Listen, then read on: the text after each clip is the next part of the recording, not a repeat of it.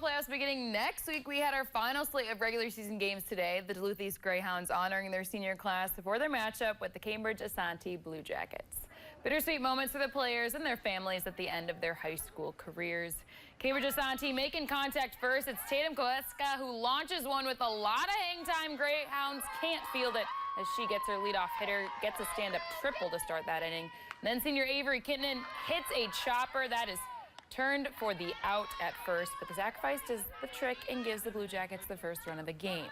Duluth East was struggling to put the bat on the ball today because pitcher Britton Molidar was throwing gas, striking out the Hounds left and right in the first two innings.